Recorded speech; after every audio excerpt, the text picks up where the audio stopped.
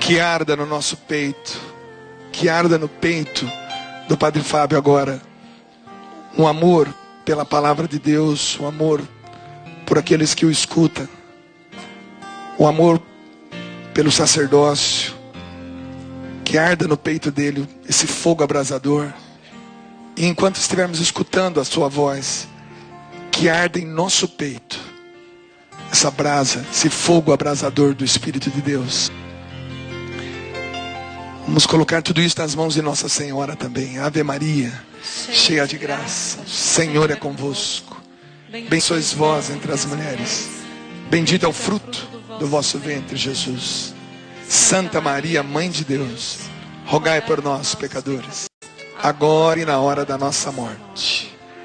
Amém. Amém, amém, amém. Amém. Podemos nos sentar. Viver pra mim é Cristo, morrer pra mim é ganho. Não há outra questão, quando se é cristão, não se para de lutar. Triunfarei sobre o mal, conquistarei troféus. Quando se é cristão, não se para de lutar, até chegar aos céus. Muito bom dia, que alegria. Estamos em Jerusalém, celebrando Pentecostes, essa festa que faz a igreja. A teologia nos ensina que a missão específica do Espírito é nos santificar. É fazer com que o nosso coração compreenda cada vez mais, à medida em que nós evoluímos na consciência de quem somos, nos faz compreender essa ação do Espírito, nos faz compreender quem somos, o que devemos, o que não devemos. A consciência moral é apenas uma consequência do saber-se santo. Não é o primeiro passo. É por isso que não dá certo quando a gente quer exigir. Pati, minha filha, preciso te dar um beijo que eu não te vi ainda. Passou o sinal da cruz aí. Amém, obrigado. É por isso que às vezes não dá certo quando a gente quer ensinar moral cristã sem fazer o Espírito habitar o coração da gente. Vamos obedecer enquanto nos vigiam. Na hora que passa a vigilância, estamos lá escrachados nas nossas permissões horrorosas, pecaminosas. Antes de qualquer coisa, é a ação do Espírito em nós. Se o Espírito não nos santifica, não nos vivifica, se ele não encontra um espaço para crescer em nós, nós vamos nos limitar a uma pertença religiosa infértil, um moralismo religioso que praticamos vezes sim, vezes não. Por isso que o cristão precisa ser radical. A palavra radical ganhou uma repercussão tão negativa, não é verdade? Você é muito radical. O pessoal olha para você, nem sabe o que está dizendo. E esse radicalismo que eles dizem ser radicalismo, não, isso é bobagem. Às vezes é vedetismo, palhaçada. Radicalismo, de fato, é quando nós estamos presos a raízes que verdadeiramente sustentam e dão sentido a quem somos. Chega de conversa fiada, minha gente. Temos tempo a perder, mas não. Apressar a volta de Jesus é isso. É a gente não ter medo da verdade, é a gente não ter medo de retirar os mantos cruéis que nós colocamos sobre a nossa pseudo-falso santidade. Por isso que todo cristão só é de verdade quando a carne está cortada e nós vemos por dentro. Por isso que eu sou tão apaixonado pelo coração de Jesus. E me encantava tanto quando eu era criança, quando eu via aquela imagem do coração de Jesus com o coração de fora. Minha mãe, por que esse homem tem o coração para fora? E minha mãe me respondia, sem nenhuma teologia, mas com a ação do Espírito sobre ela. É porque ele não tem nada a esconder. Bem-aventurado aquele que não tem nada a esconder. E hoje eu preparei uma palavra justamente para nos acordar. Qual é o prêmio? Essa música fala, né? Viver para mim é Cristo, morrer para mim é ganho. E foi lá no... Não há um... Viver para mim é Cristo, morrer para mim é ganho. Não há outra questão, quando se é cristão, não se para de lutar. Triunfarei sobre o mal, conquistarei troféus. Pronto, é aí que eu quero. Que troféu é esse, meu Deus do céu? Será o louvemos ao Senhor, Padre? Acho que não. Será o reconhecimento das pessoas? Claro, é muito bom a gente ser reconhecido pelo que fazemos. É muito bom. Mas se a gente não aprofundar o significado desse troféu, nós vamos ficar à margem, desperdiçando os benefícios da vida cristã. O troféu é aqui dentro. Ele é oferecido pelas mãos do Espírito, pela ação do Espírito em nós. E eu tenho uma palavra aqui em Hebreus que eu gosto muito, que é Hebreus 12, a partir do 1º versículo. Carta de São Paulo aos Hebreus, capítulo 12. Portanto, com tamanha nuvem de testemunhas em torno de nós, deixemos de lado tudo que nos atrapalha e o pecado que nos envolve. Corramos com perseverança na competição que nos é proposta, com os olhos fixos em Jesus, que vai à frente da nossa fé e leva à perfeição. Em vista da alegria que o esperava, suportou a cruz, não se importando com a infâmia, e assentou-se à direita do trono de Deus. Pensai, pois, naquele que enfrentou uma tal oposição por parte dos pecadores, para que não vos deixeis abater pelo desânimo. Palavra do Senhor. Nós estamos dentro de uma competição. São Paulo motiva a comunidade aos hebreus a não desanimar nessa competição. A gente sabe que quando a gente vai competir, a gente se prepara. Qual que é o grande objetivo? Chegar em primeiro lugar. Ou você compete para perder? Não. Eu até lamento muito que dentro do nosso contexto humano, a competição esteja tão ligada à possibilidade de massacrar o outro, não é? Vai lá e arrasa, o outro fala para você. Vai lá e destrói os seus oponentes. Tá certo. Essa competição humana, esse contexto de competição, nós aprendemos desde quando a gente é menino. Quando você era menina lá na sua escola, e você recebia o prêmio por ter sido a melhor aluna, você recebia o prêmio por ter sido o melhor aluno, é natural. Só que, quando nós entramos dentro do coração do cristianismo, dentro da proposta de Jesus, primeira coisa, você precisa se despir dos seus conceitos.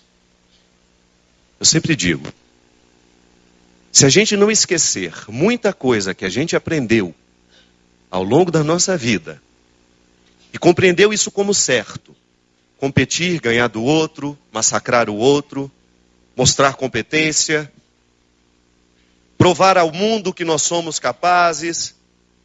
Se a gente não esquecer um pouco essas regras, nós nunca chegaremos à essência do cristianismo, onde vencer é ser crucificado. Que contradição.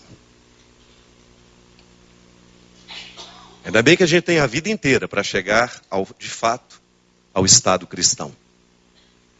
Eu não tenho medo de dizer para vocês. Eu sou padre, sou católico, mas nem sempre sou cristão. Por quê? Porque ainda não revirei do avesso os meus conceitos. Aqui na minha cabeça eu ainda continuo pensando de maneira lógica, eu ainda continuo estabelecendo um raciocínio muito correto, eu ainda continuo sendo injusto, porque considero que aquela injustiça é uma forma de fazer a justiça. Eu aqui dentro de mim, eu ainda tenho uma revolução conceitual ainda a ser feita, minha gente. Porque o cristianismo não é outra coisa, senão uma revolução dos conceitos que nós trazemos arraigados dentro de nós. Aí vem Paulo, e depois de já ter feito uma leitura teológica maravilhosa do evento Jesus, porque esse é o grande papel de Paulo na igreja. Os discípulos, minha gente, eles souberam viver. Pedro, Tiago, João, Barnabé. Hoje nós tivemos aqui a figura de Barnabé, já fruto dessa evangelização de Paulo também. Mas aqueles primeiros que estiveram ligados a Jesus, eles viveram.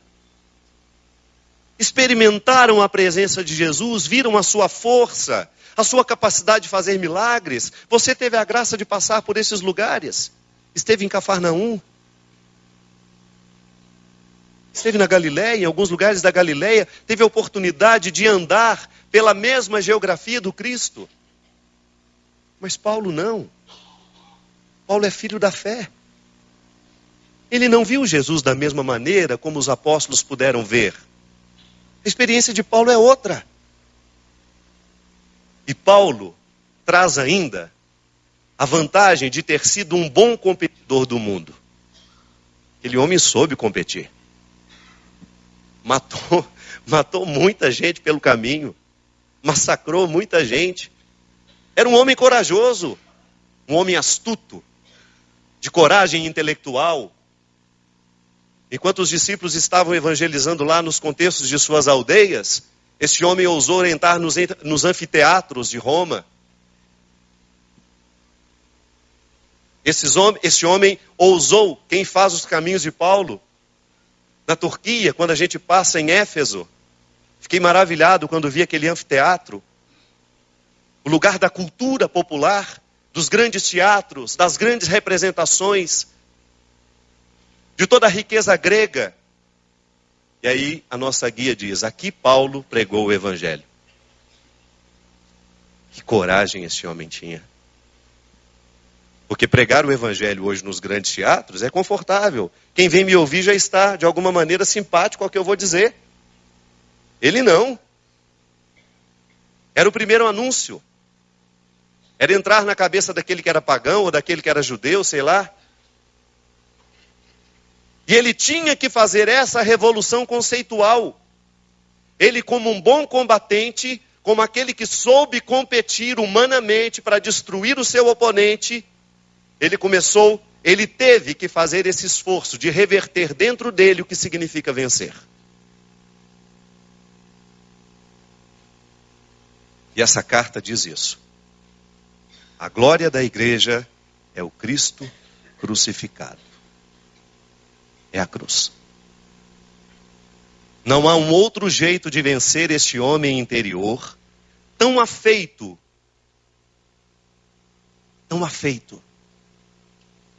às competências, tão afeito às competições,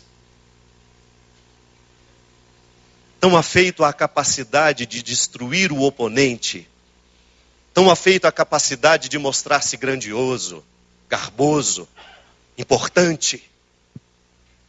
Ele tinha que massacrar dentro dele esse conceito de vitória para entrar no coração de Jesus, que nos apresenta uma outra forma de vencer. Vence, dentro do contexto cristão, é aquele que volta ao humus. O que é o humus? É a parte fértil da terra. É aquele que descobre o valor da pequenez. É aquele que descobre a oportunidade de diminuir dentro de si tudo aquilo que é nocivo ao humano. A nossa arrogância, a nossa prepotência. E é por isso que é tão espinhoso para nós hoje tocar nessas experiências de Jesus, nessas preferências de Jesus, quando nós olhamos para a igreja e o que ela se tornou. E quando eu falo olhar para a igreja e o que ela se tornou, eu estou falando da sua paróquia, eu estou falando da minha, eu estou falando da nossa catedral, eu estou falando do meu coração. Nós não falamos da igreja como se nós estivéssemos fora dela. É por isso que toda e qualquer crítica que nós tivermos coragem de caridosamente fazer à igreja, nós temos de fazer a nós mesmos. Não me confundam. A igreja que precisa ser reconstruída é a igreja que habita o meu e o seu coração. Essa é a igreja que precisa de revolução.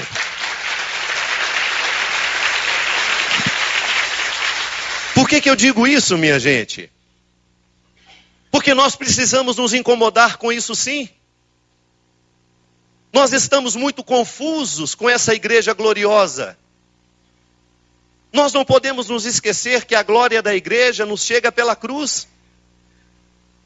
E isso deveria nos sugerir sim um jeito de viver. Um jeito de nos interpretar. Os primeiros cristãos fizeram a sua experiência nas catacumbas. Sabe o que é uma catacumba, né? É um túmulo. Tinha de ser escondido, porque eles eram perseguidos. Não era bonito, não.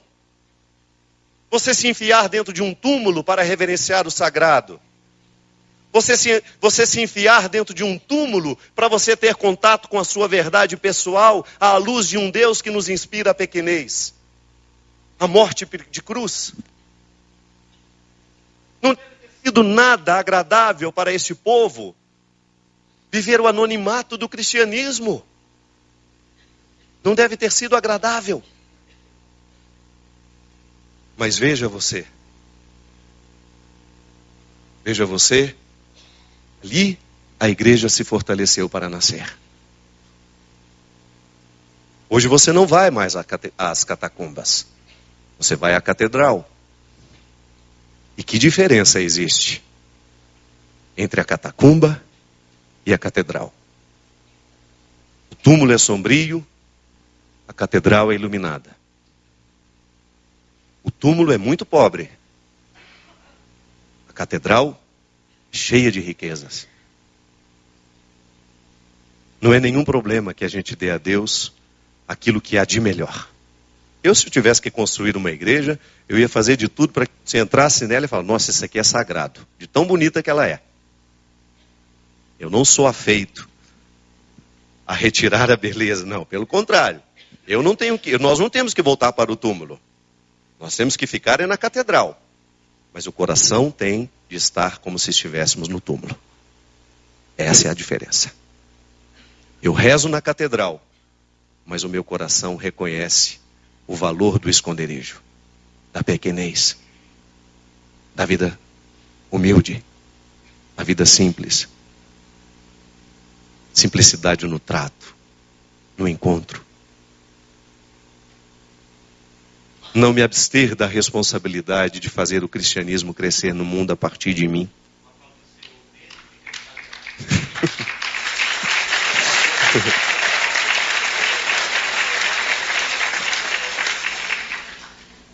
Sabe por quê? Senão nós confundimos as pessoas. Nós confundimos as pessoas. Nós confundimos o nosso rebanho, minha gente. É muito perigoso. Se a gente não demonstra que nós compreendemos a competição pelo seu avesso, eu estou competindo não é para ganhar, era para aprender a perder. Para eu aprender a lidar com as minhas misérias, para eu ficar mais humilde, para eu sentir a miséria do meu coração, e quando me encontro com o seu coração miserável, eu me identifico com você, ao invés de me sentir superior. Sabe? Isso é cristianismo. É um cristianismo que está sendo cada vez mais distanciado da cruz. Como é que pode isso? Como é que nós podemos admitir um cristianismo distante da cruz? Que já não quer mais saber do sacrifício? Estava conversando aqui agora o padre Wagner e o... Como é que eu pude esquecer o nome dele, o grandão? Emanuel. A gente estava falando aqui agora, antes de eu entrar. A pobreza no mundo hoje não passa pela carência de coisas religiosas só não. A pobreza do mundo está ligada a valores humanos que estão sendo esquecidos, que estão sendo negligenciados, mesmo. Mas nós somos cristãos. Mas nós somos católicos. Mas abrimos mão da miudeza que compõe o caráter de um cristão, de um verdadeiro cristão. Quando eu desaprendo o significado da cruz, do sacrifício da minha vida, eu fico miserável do ponto de vista humano, não é só religioso não. Você que é pai, você que é mãe, sabe muito bem do que eu estou falando. Dessa geração que está sendo criada nas facilidades. Dessa geração que está cada vez mais facilitada no seu processo. Isso é um absurdo, minha gente. Nós queremos simplificar todo o processo humano, nós queremos evitar o sofrimento humano, como se isso fosse uma vantagem para nós. Não queira você uma conversão que não passe pelo seu sacrifício. Ah, mas isso é difícil demais, padre. Procure outro lugar. Procure outra religião mais fácil, então. Você sabe muito bem quantos leões você precisa matar diariamente aí no seu temperamento, no seu jeito de ser, para que você dê conta da sua vocação cristã. Vocação é chamado, minha gente. Não é uma imposição. Mas a partir do momento em que eu sou chamado, eu preciso matar os leões que devoram o meu cristianismo todos os dias.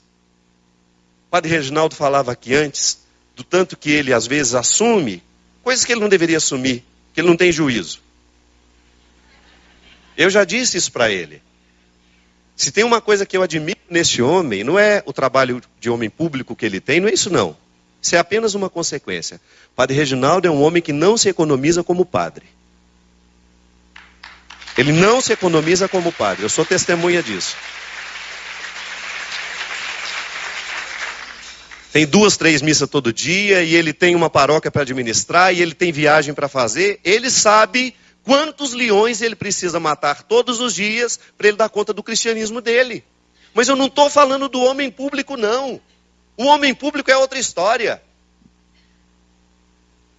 Ele só vai acarretar ainda mais outros leões, que ele tem que matar o leão que prejudica o cristianismo dele, e ainda tem que matar o leão que prejudica a vida pública dele. O Eto, para administrar a Canção Nova, esse homem não tem um pingo de juízo. Eu nunca achei o Eto uma pessoa normal da cabeça. E já disse isso para ele. Casou com uma mulher louca. E tem um padre ali no cantinho, louco igual eles. Só que essa loucura é cristã.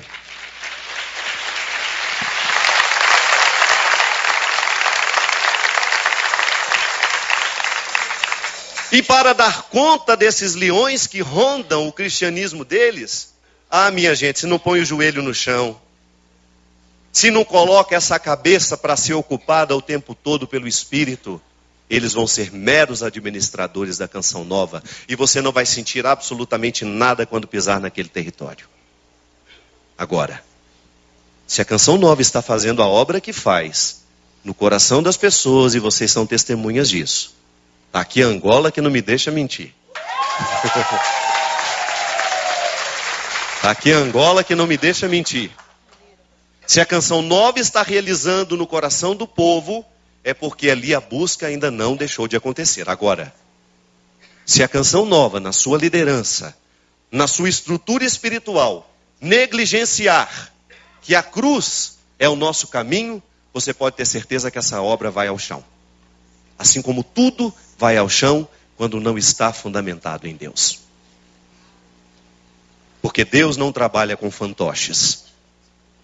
Deus não vai trabalhar com fantoches. Deus vai trabalhar naquele coração que se dispõe a viver com humildade, o caminho contrário da competição. Eu não estou competindo para ser o melhor. Eu estou competindo para que Deus veja espaço no meu coração para me fazer ser um ser humano melhor. E isso nem vira notícia, minha gente. Isso não vira notícia, não. Isso vive lá na solidão da carne. Quando você deita a cabeça no seu travesseiro e você investiga as suas intenções, Deus te fala, meu Deus do céu. Hoje eu tinha tudo para ser egoísta. Tinha tudo para fazer aquela fofoca. Estava aqui, ó. E não fiz.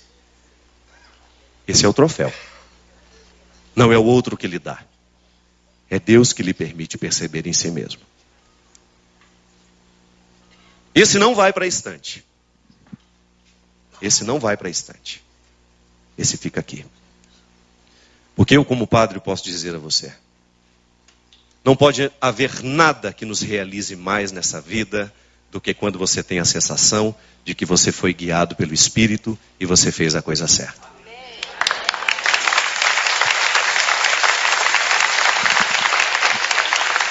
Aí você sim tem. Aí você está vivendo coerentemente o caminho contrário. Eu estou voltando à minha raiz.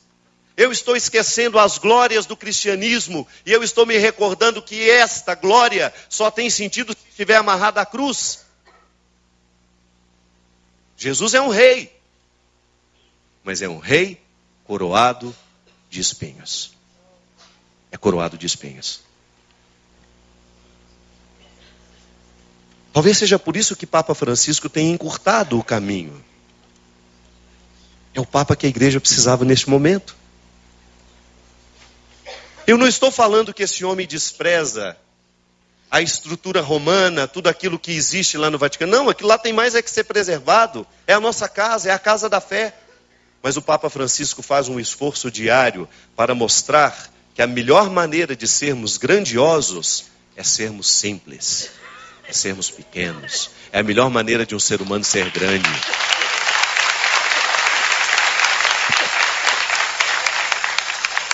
O ano passado, na minha pregação, quem estava aqui o ano passado?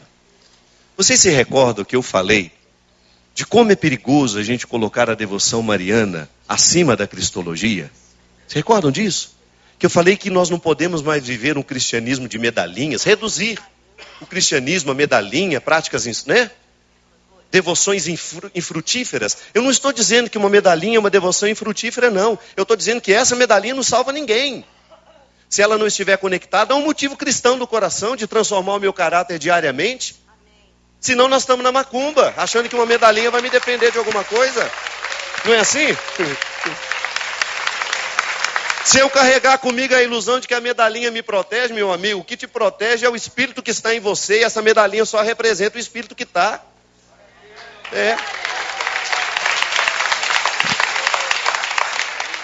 Pois alguns espíritos de porco. Espírito de porco é aquele que fuça, né? Que fica tentando prejudicar o outro. Recortaram os pedacinhos daquela pregação, multiplicaram no Brasil, dizendo que eu estava dizendo que a devoção mariana, enfim, que eu estava ridicularizando, sei lá, banalizando a devoção mariana dentro do contexto religioso. O que é isso? E ali, minha gente, você não faz ideia dos ataques que eu sofri. E tenho sofrido ainda hoje. Deus sabe o que eu passei e tenho passado. Aí os evangélicos, claro, ficaram felizes. O Padre Fábio vai virar pastor. Foi expulso da Canção Nova. Disseram que eu fui expulso da Canção Nova e uma série de coisas. Agora eu pergunto para você, quem fez isso? Quem fez todos esses ataques a mim?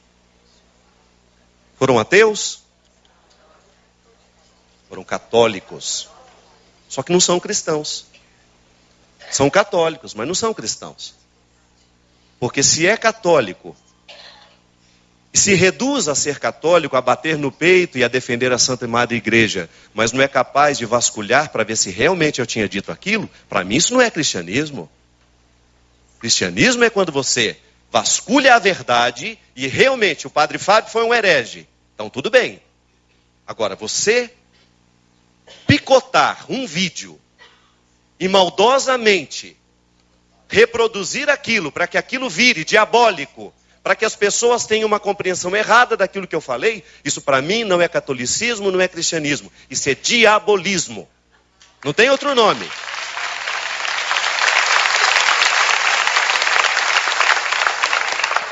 Tudo bem. Mas o que me leva a pensar, e aqui entra a questão, é o desrespeito pelo meu sacerdócio. Xingue o Fábio, pessoa física, mas não vasculhe, desculpe, não valorize o meu sacerdócio. Foi a igreja que me deu, foi a igreja que me concedeu.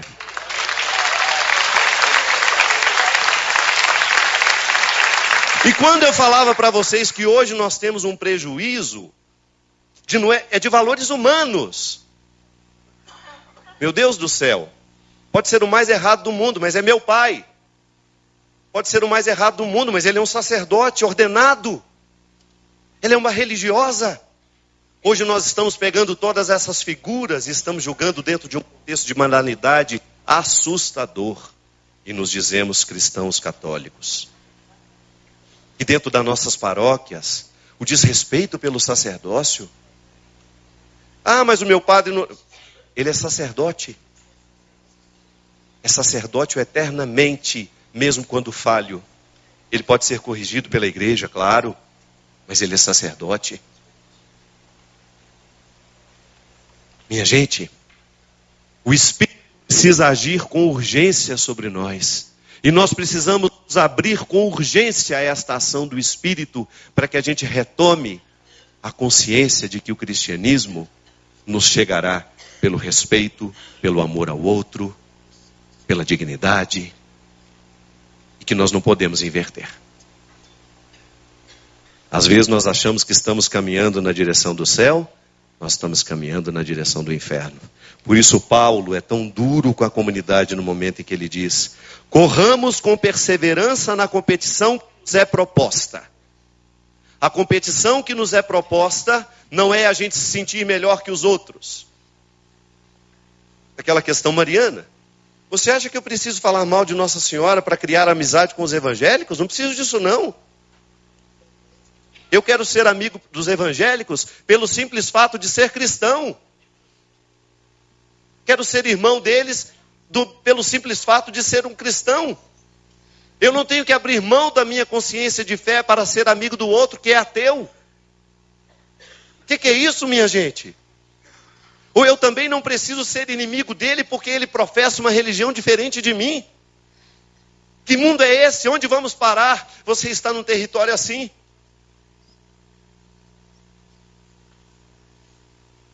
Você está num território assim? No dia que chegamos no Santo Cru, tinha quase um arranca-tapa lá dentro. As pessoas que cuidam lá, das lideranças. Quem aqui já viu um arranca-tapa no Santo Sepulcro? Não é assustador isso? Aí na hora, eu, todo superior, né? Gente, como pode fazer isso com as pessoas? Lugar santo. Devia estar dando exemplo. Aí imediatamente... É horrível aquilo. Mas aí eu parei e pensei, e eu? Muitas vezes eu também não faço isso em torno do meu Santo Sepulcro. Em torno do meu espaço. Da minha pastoral. Onde eu sou coordenadora há mais de 50 anos. Sou coordenadora do pastoral dos jovens há 62 anos na paróquia. Pois é.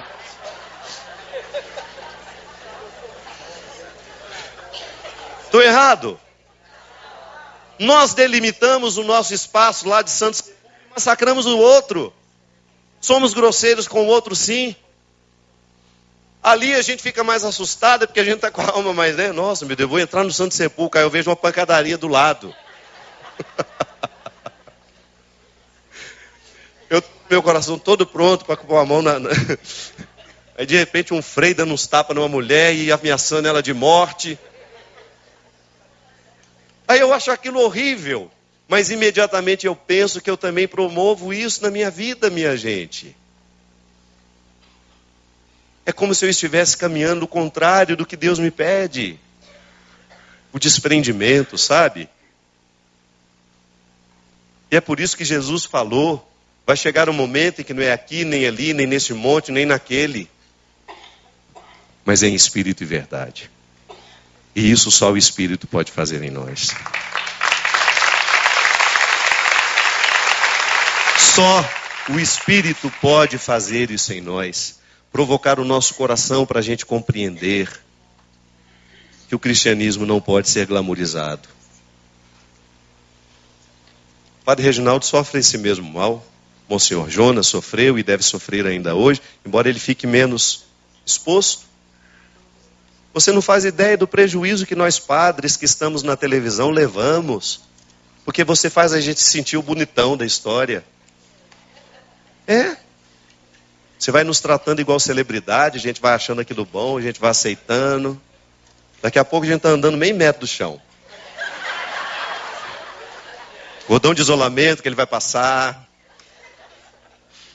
Você não faz ideia do prejuízo que vocês causam ao meu sacerdócio, ao sacerdócio dos padres que precisam aparecer por causa do trabalho que fazem. Isso é um prejuízo horroroso. Chega perto de mim sem precisar tirar foto. Chega perto de mim para conversar. Chega perto de mim para dizer quem você é. Tem gente que passa por...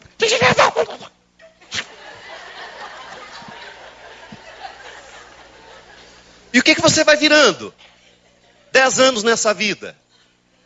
Sendo tratado como se fosse... E é por isso, eu estava dizendo ao Padre Wagner, eu sinto muita falta do tempo, porque como minha vida mudou demais, fazia um show para 30 mil pessoas no domingo, na segunda-feira estava lavando o banheiro. Junto com os meus irmãos da comunidade.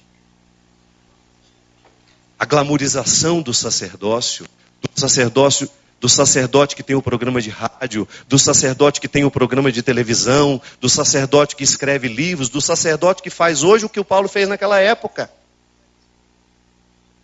Diminui o sofrimento do seu sacerdote. Trate-o mais humanamente. Trate-o com humanidade.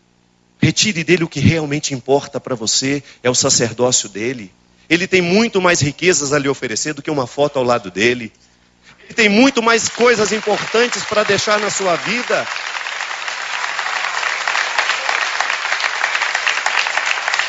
Permita que ele ande entre vocês. Permita que ele esteja com vocês. Não prive o sacerdócio de ter uma vida com o povo, minha gente. Porque esse é o maior crime que nós podemos viver. Ah, Padre Fábio, mas o senhor não faz isso não. O senhor chega lá dentro, não sei o que. Claro. Nós estamos sendo tratados assim. No dia que isso começar a mudar, nós teremos a oportunidade de viver a nossa humanidade ao lado de vocês. É tão bom saber quem é você, de onde você veio. Como ontem, não foi? Que dia que a gente encontrou o povo do Ceará? Lá no Santo Sepulcro. Enquanto estava... Não, foi antes dos tapas. Os tapas foram antes. A oportunidade de ouvir o nome de quem está ali. Como veio. Essa glamourização dos pregadores. Prado Flores deve sofrer isso também. Já sofreu muito, eu tenho certeza. Dentro da renovação carismática. O pregador famoso quase que chegava no andor. No mesmo que levava Nossa Senhora. A Nossa Senhora ia na frente e o pregador no andor atrás. Aquele cordão de isolamento, vocês lembram disso? Quantas vezes o pregador tinha que chegar naquele cordão de isolamento, senão o povo avançava, o povo não tratava como um irmão. Tratava como uma celebridade que estava chegando, tá certo. Tá certo que muitas vezes nós erramos. Nós erramos com as escolhas que fazemos, com o papel que desempenhamos na vida do outro, mas nunca é tarde para dizer, minha gente, perdão e me ajude a retomar a minha vida. Porque senão a gente morre antes da hora. Obrigado pelo carinho, obrigado pelo troféu, obrigado por tudo. Mas me ajudem a encontrar o verdadeiro troféu. Porque esse troféu de lata que eu recebo e que você me dá por causa da votação que você faz, esse troféu não me faz entrar no céu. O troféu que vai nos fazer entrar no céu, minha gente, é aqui dentro do nosso coração. É a oportunidade que a gente tem de massacrar, de pisar em cima de todas as nossas arrogâncias, de todas as nossas prepotências. E a gente não pode pisar em cima das arrogâncias, das prepotências dentro do laboratório.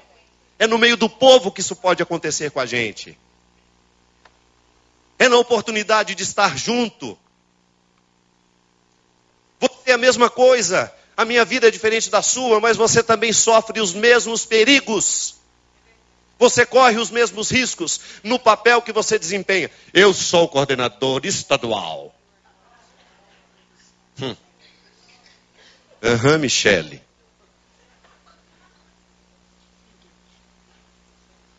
E aí? Eu sempre digo isso. Não é a sua autoridade que te salva. O que te salva é o que você faz com a autoridade que Deus lhe deu. Isso sim te salva. Ou você acha que Deus está realmente precisando da sua liderança?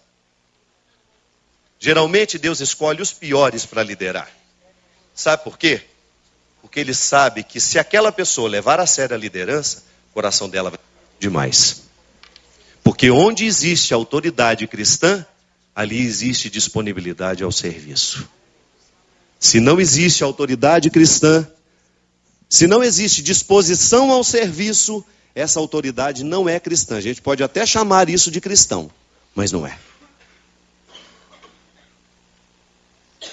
O poder só tem sentido se ele estiver amarrado ao serviço. Caso contrário, ele não vai nos levar a lugar nenhum. Ou pelo contrário, ele nos leva à derrocada. Eu não sei qual é o papel que você tem na sua comunidade. Eu não sei se você se sente muito importante. Eu não sei em que pé você está aqui dessa caminhada, correndo na competição que nos é proposta. Mas cuidado! A competição que nos é proposta não é chegar em primeiro lugar. Para que o outro veja que estamos em primeiro lugar. O único primeiro lugar que nos é possível é na intimidade do coração. Quando Deus nos faz sair do contexto das catedrais para retornar à raiz que é a catacumba. Lá onde tudo é intimidade e muito pouca coisa é pública. Cuidado com o cristianismo público o tempo todo. Cuidado com os inúmeros trabalhos que você realiza. Eu estou dizendo isso para mim, minha gente. Sou o primeiro ouvido que escuta. Cuidado com a nossa muita visibilidade. Dentro dos nossos grupos de oração. Dentro dos nossos grupos de oração, isso é um pecado que pode nos levar para o inferno, sim. Quando eu falo inferno, eu não estou falando da realidade escatológica só, não. Estou falando do inferno humano que você pode viver com a sua consciência. Meu Deus, que hipócrita que eu sou. Que hipocrisia que eu estou vivendo. Eu comando esse grupo de oração há tanto tempo, eu faço isso, eu faço aquilo, mas tudo em mim está sendo público. Muito pouco espaço Deus está tendo para trabalhar no meu caráter. A célula da minha santidade não é a minha vida pública. A célula da minha santidade é o meu caráter. Repita isso comigo. A célula da minha santidade não é a minha vida pública. A célula da minha santidade é o meu caráter. Se Deus, Padre Deon, o fundador da congregação onde eu fui criado, sou cria do coração de Jesus, graças a Deus. Embora não esteja lá, ela está aqui. Padre Deon dizia: Deus não poderá fazer nada com as suas obras, se antes não possuir o seu coração.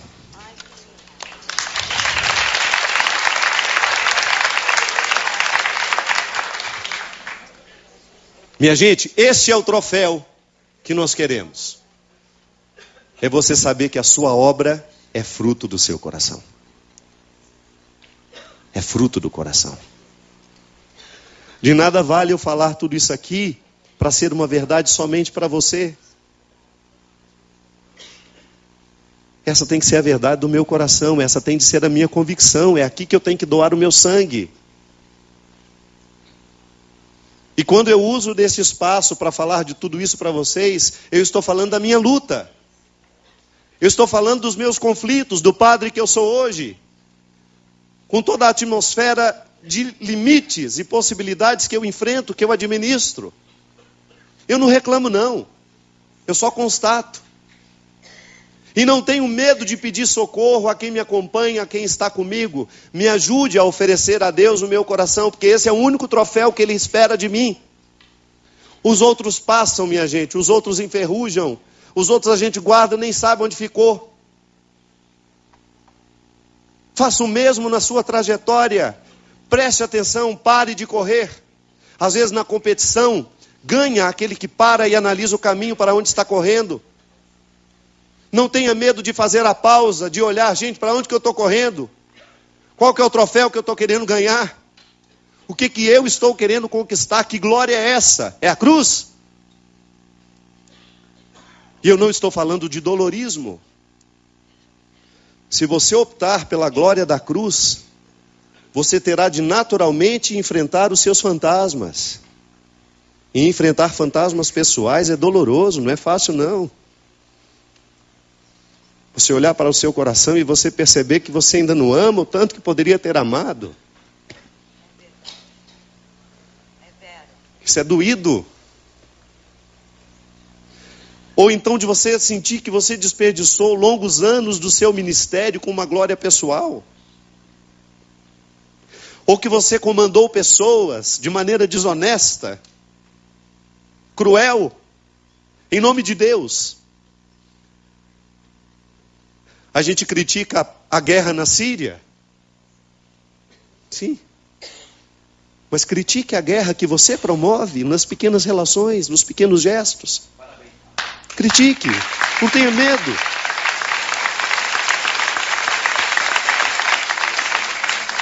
Às vezes dentro da nossa sacristia nós fazemos a Síria. Às vezes dentro da nossa sacristia o conflito é pior do que na Síria. Com uma culpa a mais. Eu não gosto da palavra culpa. Com uma responsabilidade a mais. Eu me digo cristão. Mas sou capaz de prejudicar aquele irmão que está comigo na minha caminhada. Sou capaz de massacrá-lo com a minha palavra cruel. Sou capaz de massacrá-lo com a minha inveja. Sou capaz de massacrá-lo com o meu ciúme. Eu olho para o meu irmão dentro da minha sacristia, dentro do meu grupo de oração. Meu Deus do céu, quantas vezes eu puxei o tapete daquela criatura por pura inveja. Aí a Síria é aqui. A Síria é aqui, bem ao meu lado, dentro de mim.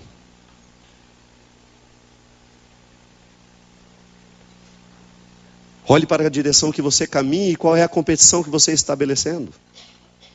Nunca é tarde. Eu sempre digo isso e vou morrer dizendo isso. Muita coisa eu tenho dúvida. Mas disso eu não tenho, minha gente. Deus não desiste de nós.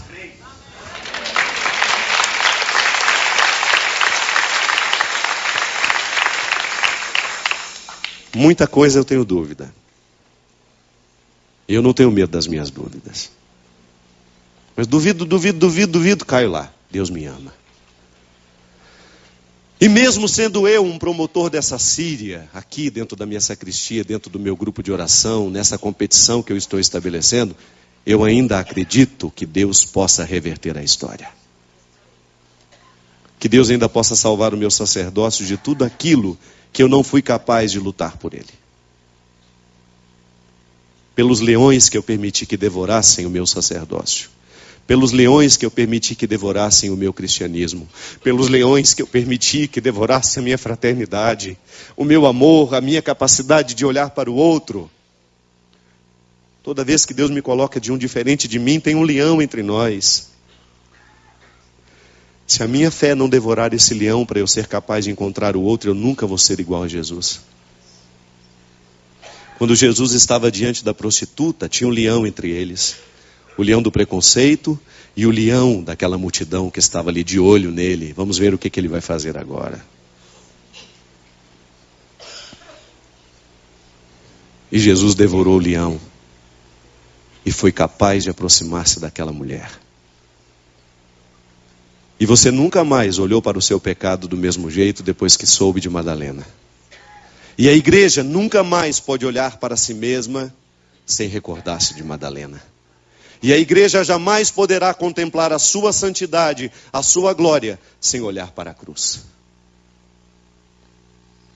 E nunca chegaremos à compreensão de que não é prejuízo carregar essa cruz se não estivermos sob o impulso do Espírito Santo em nós.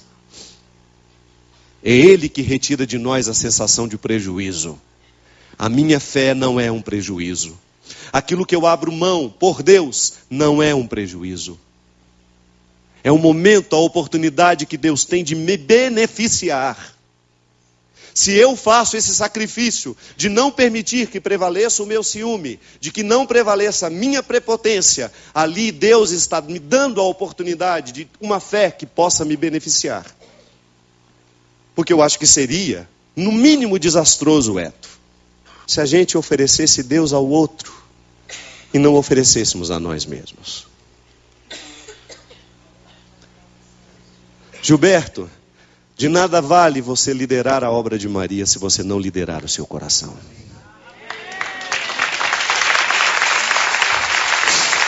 De nada vale a gente comandar o grupo de oração se a gente não comanda a si mesmo. De nada vale a gente exercer a liderança pública se a gente não exerce a liderança íntima. De nada vale o ministério público se eu não vivo a intimidade desse ministério aqui no meu coração, quando eu permito que Deus me ilumine com a luz do seu Espírito e me faça perceber todas as imundícies que eu jogo debaixo do tapete da minha existência. E essa, minha gente, é essa coerência pessoal, essa honestidade pessoal é que nos faz levantar o troféu que o outro não pode ver nem pode aplaudir. É você.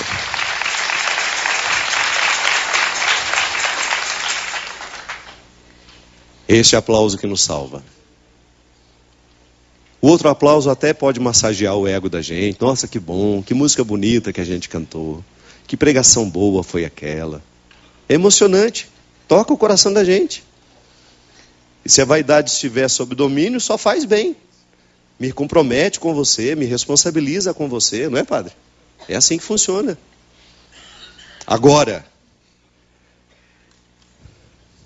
se eu não sou capaz de fazer o aplauso íntimo, que não me é dado pelo outro, se você não é capaz de lhe conceder esse aplauso íntimo, que só você pode lhe conceder, é bem provável que você desanime de si mesmo.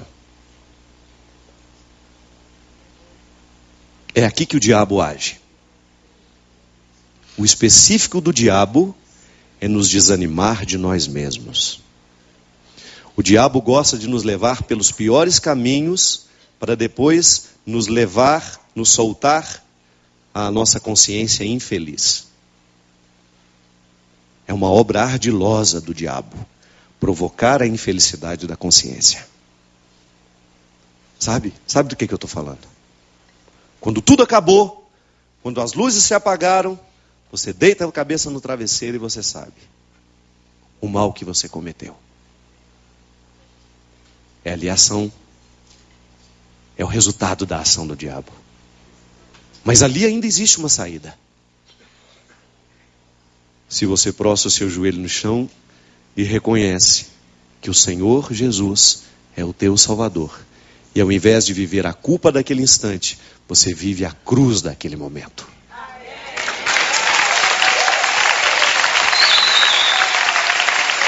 A cruz. Repete, por favor. Quando você está naquele momento da sua vida em que você tem consciência do erro cometido, você tem duas possibilidades. Se sente culpado, e é isso que o diabo quer, ou você prostra o joelho no chão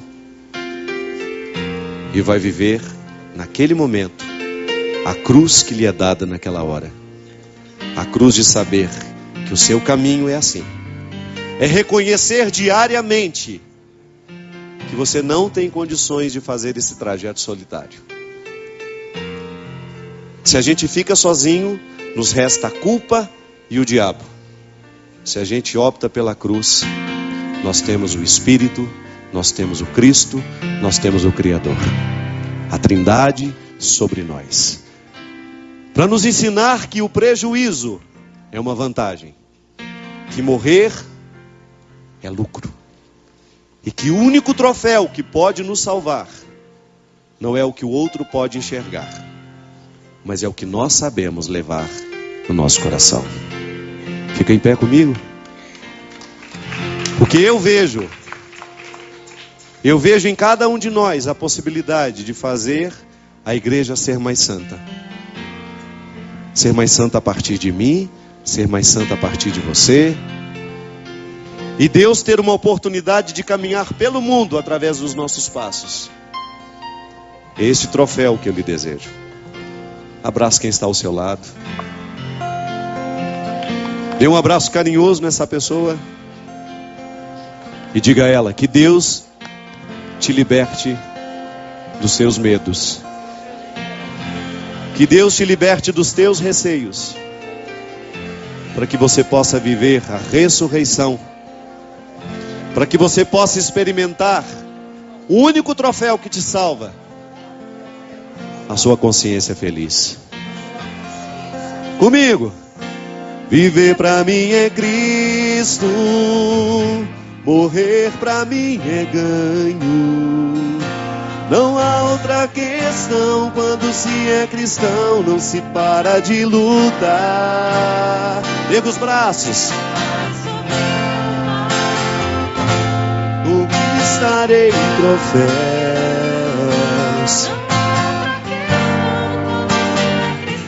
Não se para de lutar. Mais uma vez. Viver pra mim é Cristo.